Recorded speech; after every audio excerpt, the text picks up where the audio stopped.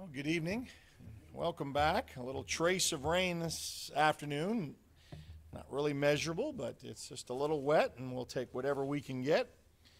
Hopefully you were getting a little rest time. I noticed that some of you said that you were able to sneak in a nap or two. That was nice. Nice when you can get that as well.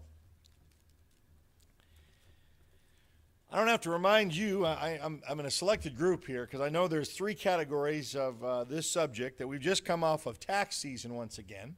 I know that when you reach a certain age, you don't have to worry with taxes. That's a great benefit. And I know that there's the other two categories, either the ones who get refunds or the ones that have to pay in on that 15th. And it seems to come so fast, doesn't it? It's like here before you know it. I mean, Christmas gets over and lo and behold, we're already in April. We're talking spring and getting ready for summer. And for those, I'm sure, who receive refunds, probably sent them off back in February as quickly as we can. I know I did as often as I could and received that money as fast as they would turn around and send it. And that group of taxpayers that also may owe. And we wait till the last minute because why give the government any extra benefit of giving any kind of money early? Get no benefit for that, only if we pay late. So unfortunately, by the 15th of this month, those who had to send in their payments, see how happy I am to report that to you? Oh, I just like talking about tax season, don't we? Remind that of everyone. But as the saying goes, I owe, it's off to work I go. Seems that's what our life is. And that is what I or anywhere else in that category owe the government from last year. And what we send to the IRS, it's what is owed. It's not fun owing, is it? Not a good feeling to owe anyone. We talked a little bit about that in class this morning, and I told you what my preview of this lesson was going to be this evening. And I know it's not fun owing anyone, whether it's to the government or even to the guy next door. It's not really a good feeling that sits with any of us because we live in a pay and payback society. And that's really what we've talked about, too, a little bit in class that I said that I was going to bring this up. We live in a I do for you and you do for me. And that's kind of how it works. It's kind of a unsaid, unspoken kind of custom that we've got to used to.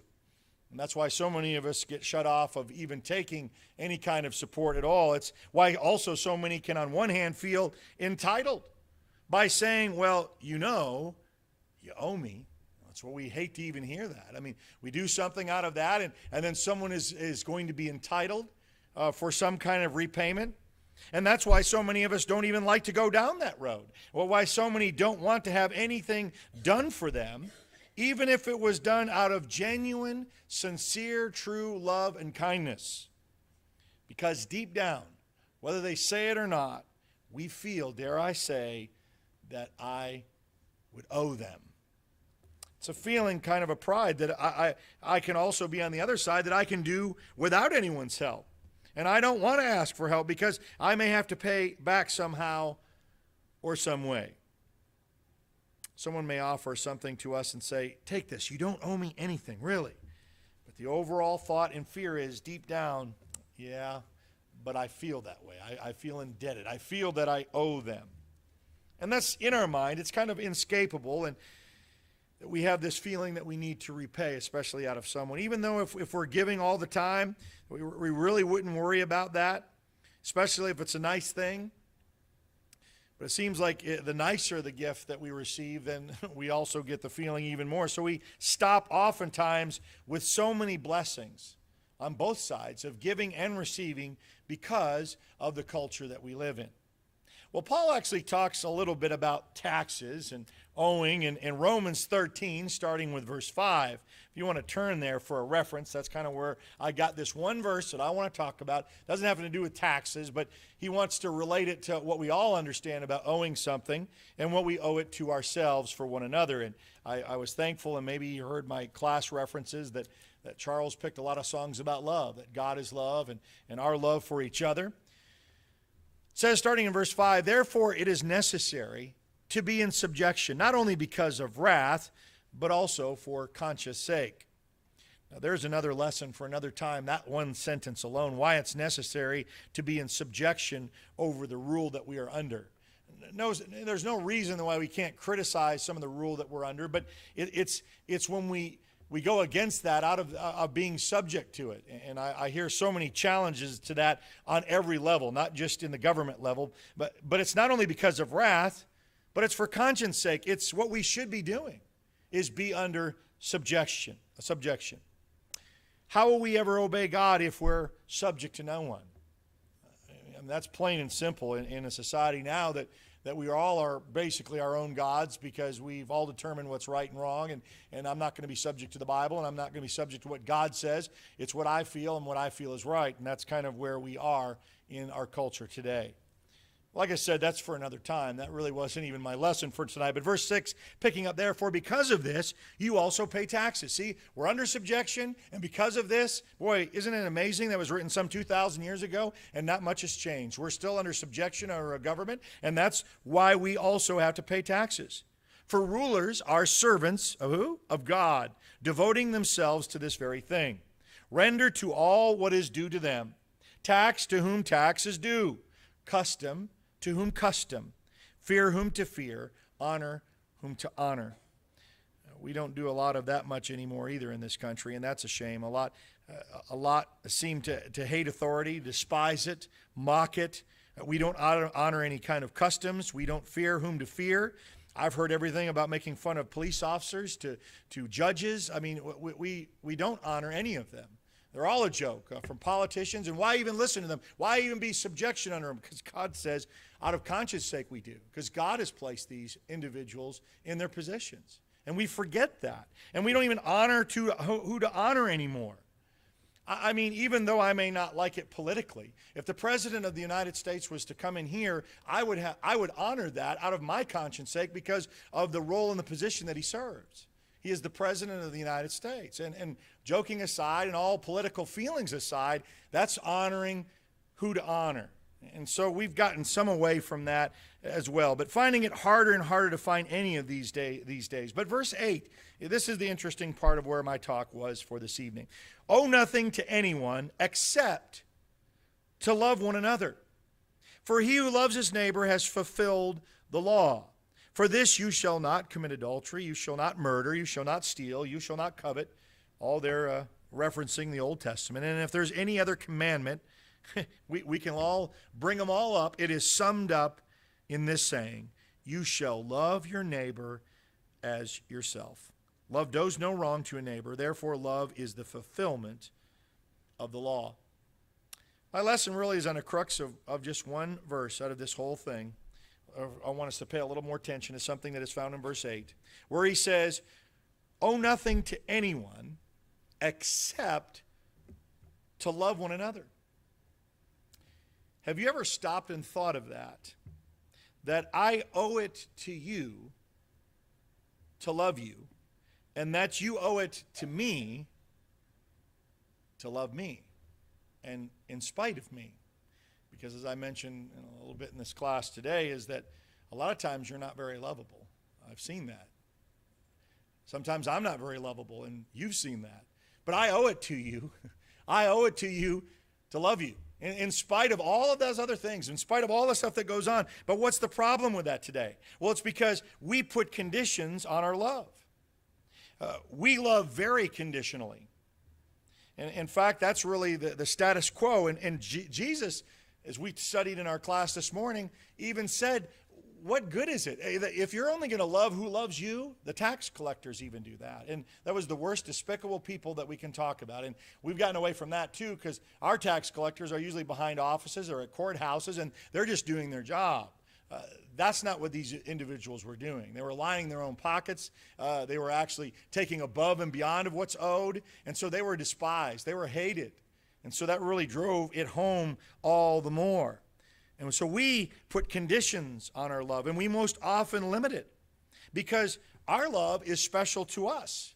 And it's not just given out to anyone. In fact, we hold that back. We love who we want and for our own reasons. And we hold aught against others for the same thing. There are some that we do love, others we don't, and others we simply won't. And we say for good cause. They may have hurt us. They may have betrayed us. They may have disappointed us in some way. And so it's cut off. It's in the circle or outside the circle. So we may not love them as we should, and we might write them off entirely. Now, we won't maybe go as far as saying that we hate them, because we know that's not an area that we're supposed to be in. I just don't love them, and I certainly don't owe them, is what Paul says here, owe them my love. Others may have loved me, so I love them back. I may have loved them, and they didn't love me back, so then I don't love them anymore. See, that goes back into what I say our culture is. That is a pay and get paid back way of thinking. I do for you because I'm going to get something out of it. And so we're stopping that notion now and living mostly in our lives. But if I owe it to you to love you, that is a totally different kind of subject. If you think about that. Well, we might think, well, who says that I have to owe it to them? Well, the Word.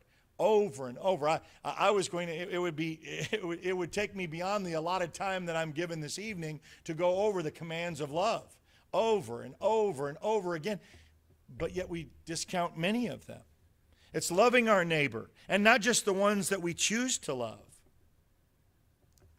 Why, no one who should have in this example that was even brought up with the Good Samaritan. It was a stark contrast to who should have loved that individual. And they say that who walked and stepped over this individual? Oh, it was a priest. Of all the people that should have stopped and be compassionate to love this individual, could not do it. And then someone of the Levi tribe, which was also the lineage to be in the priesthood, went by. And it was the despised Samaritan. Here we go. These are individuals that they didn't even want to go into the region where they lived. In fact, when Jesus was doing many of his miracles, and we talked about this at class, it's interesting that the Pharisees were following him at every point except for when he went into Samaria. They were so concerned about not defying themselves with that kind of filth in their minds, they stopped from getting close to where Jesus was when he went with the Samaritan woman, the woman at the well. See, they weren't there to witness that, because they would have come in too close in contact with something that would have despised their inward nature. But see, God has told us over and over, and we say, but Lord, don't you know what they have done to me? It's kind of like what I challenged you with this morning about what Jesus had to go through in his mind about all of what was being done to him, and yet still having to go to the cross. Could have stopped short many times, and that's what Satan wanted him to do, is you can take all of the rights of your sonship and not have to go to the cross. You don't have to go through this. We always look for a way out. Like the past that even the disciples seemed to want, as they wanted to know how often must they forgive a brother. That's only an indictment to themselves of wanting a way out, looking at, okay, give me the mathematical number so then I can just write these people off. How many times? There must be a cutoff notice, right, of how many times I must forgive, Lord. Another great question as they pose to Jesus.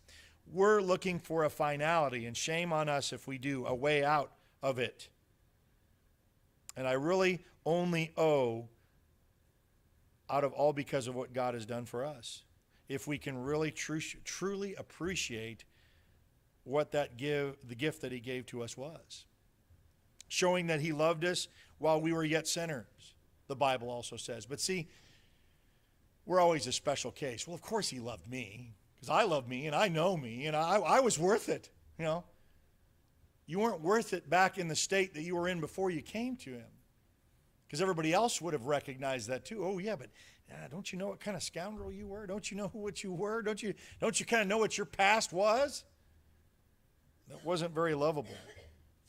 So my question for us this evening, and as I always tell you, and I pick on the Sunday night crowd, that I want to challenge us all the more, because that's what it's all purposed for us for it. Why are we not doing better at this? We as Christians should be the best at getting better at loving like this as time goes on, shouldn't it?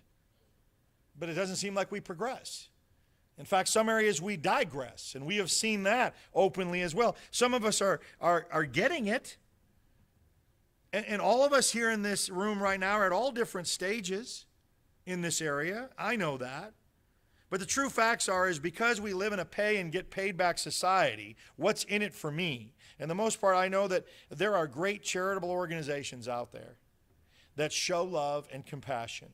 And I know we here in this congregation have shown whatever outpouring of love that we can as an organized group of believers here that meet here at this congregation, and that we've helped when we can, as often as we can, when we see the door of opportunity. But I'm not talking about a collective effort. I want to get away from some of the collective efforts that we involve ourselves in and focus again on you and on me specifically. And that's significant. Look at me daily. How am I doing in this category? And can I find it hard to get past myself or outside myself sometimes? Sure we can. Jesus said, if you only love those who love you, what good is it? He posed that. I quoted that. You can look for it yourself in Matthew 5, 46 and 48. He says, for if you love those who love you, see, that's me. It's people that I'm friends with. I love you all here. It's good. We can all get together and agree that we all love each other. Now, if that's all you do, and this is the challenge for us, if you love those who love you, what reward do you have? Do not even the tax collectors do the same? If you greet only your brothers, we all greeted each other. How was your afternoon? Did you get a nap? That's a greeting that we tend to do. What more are you doing than others? Do not even the Gentiles do the same? These is not good words for a Jewish group of individuals to hear. Therefore, you are to be what? To be perfect as your heavenly Father is perfect. When Jesus was preaching that to the crowds, that was aimed at the most religious individuals of the day. Just like this for Paul, for us, is we are supposed to be the Christians of the day. And as those Pharisees heard it, who felt that they had it all going for them as long as they did and fulfilled the do's and the do not lists, they had checked the box that they were doing everything and were righteous. But they were self-righteous. They were trying to be justified by the law and go by only what is said in black and white and miss the true intent, the whole message that God was sending. They were not fulfilling the law because love is the fulfillment of the law, something that they were not acknowledging at all. In fact, there would be no law, according to Galatians 5 and 22, if we had such love. It's utopia. It's something that we're not going to attain. But when talking about all those attributes that make up the fruit of the Spirit, when you say, okay, now, if everybody in the world had just this, but the fruit of the Spirit is love, joy, peace, patience, kindness, goodness, faithfulness, gentleness, self-control, against such things, there is no law. We wouldn't have to make any. We'd all be doing what was right. Against such things, those things that I mentioned, that whole laundry list there is no law if we could all live our lives like this. There wouldn't have to be. If we could love as we should. And love is just not a feeling. Love is commanded. Love is not even an option. See, it's forgive and get forgiveness. The true indicator is what Jesus says, in order for anybody else to see it, is how you love. Is determined if you really believe any of this or not. If we're truly a child of God, just like forgiveness. John 13 and 34 says, a new commandment I give to you. Oh, really? Let's sit on the edge of our seat. What is it? He's going to tell us a new one. If you love one another, even as I have loved you, that you also love one another. By this all men will know that you are my disciples, if you have love for one another. If that was going to be so simple, why would he stress it so much? Because it's not. It's not simple. It sounds so simple, but yet so harder for all of us in our human frailties and emotions and feelings to calculate that. And to live by that in contrast to the world standards. In 1 Corinthians 13, he says that love keeps no record of wrongs. It is not jealous. It's not boastful. Does not envy. Does not seek its own. And yet that's what everybody says that I'm doing in my own personal life. Paul uses the best example of love and not love in the illustration by defining in the love chapter that I just spoke of. As he says, if I speak with the tongues of men and of angels, but do not have love, I become a noisy gong or a clanging cymbal. This is read at how many weddings that you've gone to in your life? Verse 12, if I had the gift of prophecy and I know all mysteries and all knowledge, and if I have all faith so as to remove mountains but do not have love, I am nothing. And if I give all my possessions to feed the poor, and if I surrender my body to be burned, but I do not have love, it profits me nothing. I want us to take us back and just let that soak in just a little bit, because these are extremes, and they're the what ifs. Ifs. It's not it's going to happen. None of this is going to happen. We won't even be able to relate or even obtain that if it was. And he says, even if you were to have any of this, and it was not done for the wrong motivations, and you did not have love, it would be nothing. He says, if I have the gift of telling the prophecy, the future, if I could tell you all what was going to happen next week, next month, and it all come to fruition, and if I knew all mysteries, we still have mysteries today, don't we? We had a program that I used to watch that was on for a long time. It's called Unsolved Mysteries. At the very end, they said if they had any clue that you would have an 800 number to call to see if you can kind of throw in any of those at all to help out. I know that some people have solidified in their mind, but some people still want to know who really killed JFK. It still comes up every time. And it's a conspiracy. And was it a one gunman? Was it two? Was it the government? Was it on and on and on we go? There's a mystery. What if I was to come here and just solve it for us? If I had that ability to solve all mysteries, maybe, and if I were to know any mystery out there, all the unexplained things about the cause mystery and unsolved murders. Even we have 6 or 7 unsolved murders in this town. One that affected our brethren deeply with the loss of his daughter. If I was to say, I could solve it right now for sure, for a fact,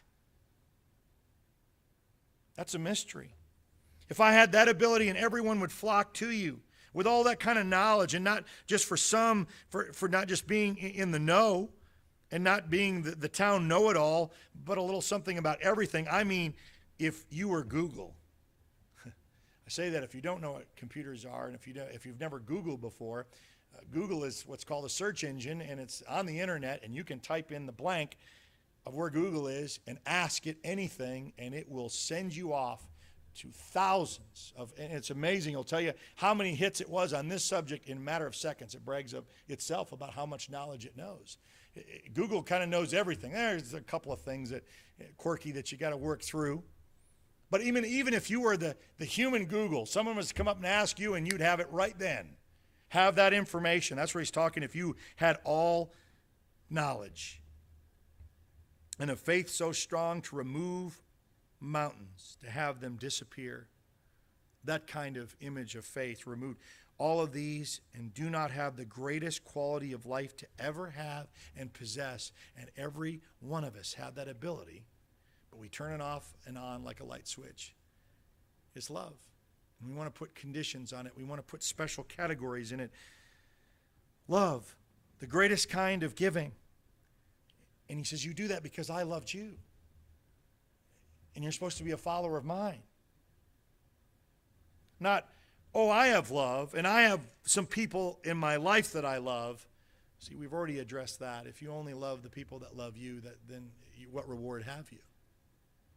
It goes beyond that, and we are to illustrate that daily in our lives. Something we all can do and possess. None of these other things that it says, even if you did have, in the if categories. And not to do by choice. Love, he says, that's you and I. Don't have any of that, am nothing. Even if I were to give it all away. That's an extreme. No one would think of that. Man, I would just give up everything that I have to give to the... Even if you did. It's an if. Not that you have to show any love. If you did that and you did it not out of love, it'd be nothing. Or even surrendered your body to be burned.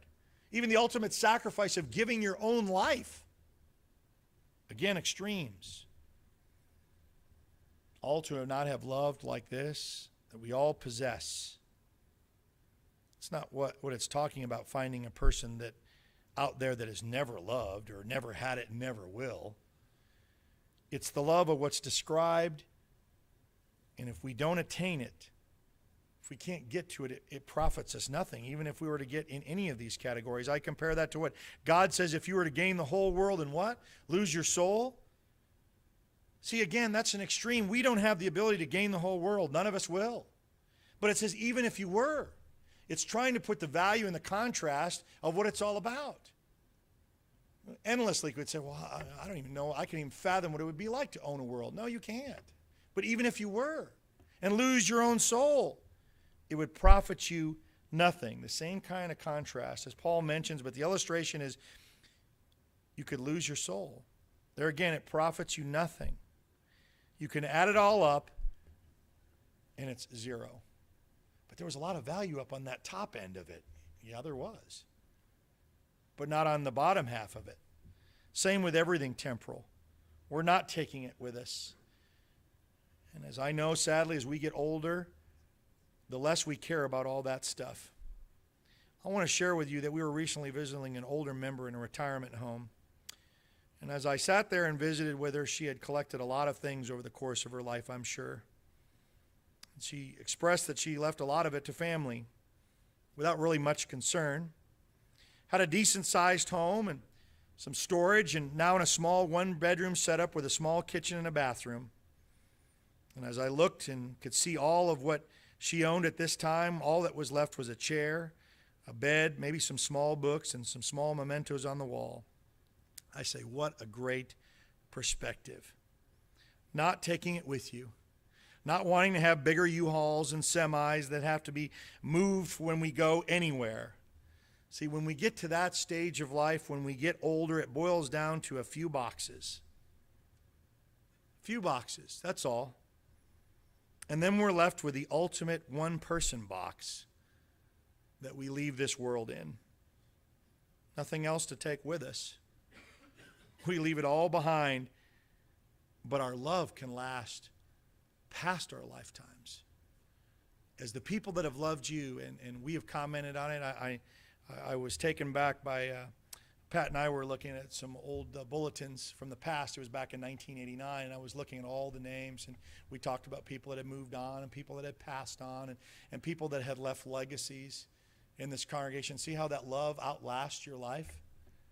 And you still talk about them fondly. You still talk about these things. See, that's what makes a difference.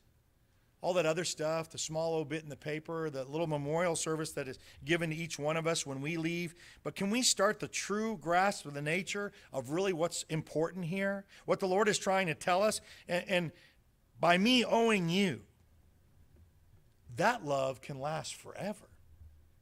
And you loving me can last forever. Just like on the contrast. You don't have any of that. It's going to boil up to nothing. You won't have anything to show for it. And you'll have an eternity to go over it in our minds again and again. It's really, so we think on things above, it's our internal investment. Not so I can do a little something for you now and expect some kind of something from you later. That stuff all still adds up to zero again, no matter how you add it up. But if we set our hearts on things above, as it says, we accumulate what? Treasures in heaven, the Bible says. We talk about jewels in the crown, and everybody worried about, well, ain't I going to be jealous if Brian has more jewels in his crown? No, we're not going to have all that. Of that reward system. It says, but if we're only trying to accumulate stuff down here, where rust and moth and thieves can steal, and in the end, as Peter clearly illustrates, it's all going to be burned up in the end anyway. So knowing those facts, what kind of person should you be? That's what really matters. But loving someone lasts forever. The question is, but in my state now, can I get past myself long enough to think like this, to live like this, and show love like this? Because as he says here in verse 8, I really owe it to you. And you owe it to me. And maybe even in spite of me and in spite of you, because frankly, we are all unlovable at times. But just as remember, as Paul illustrates here, you owe it and I owe it because Jesus puts it as he loved us, yet while we were yet sinners. As I finish this, I want to leave you with this question for you to think about this. When is the last time you have loved the unlovable? Because that's the challenge. That's getting outside our comfort zone. That is something that is being challenged for each and one of us. Someone hard for you to show love. And there may be a name that popped up in your mind right now, as there was in mine. When you answer that question, then you can start to know we're starting to getting somewhere with this text. Because if all we're going to do is just love those who love us, Jesus already answered that for you. What reward do you have? If that's all your life is going to consist of, you got to stretch out and be more than that. Why? Because he stretched out and did for that. You know, you've seen the expressions, you know, Jesus loved you this much. You see it around Easter time, around this time, and he put his hands up on the cross. That's how much he loved you. Now, how much are you going to ensure and show that? It's challenging. It's not easy, but it's not hard, not really hard, just challenging, because it's getting a little bit past ourselves a little bit. If we can be of any help for anyone here, maybe that is a subject that lays heavy on your heart and you'd like some help with that. Maybe you have something else that you just like to have prayers mentioned on your behalf, or maybe you've never obeyed the gospel. You could be buried with him in the watery graves of baptism and come out a new creature in him, to serve him, be faithful to him until the end. Whatever your need is, if you have one, if you'll come now as we stand and as we sing.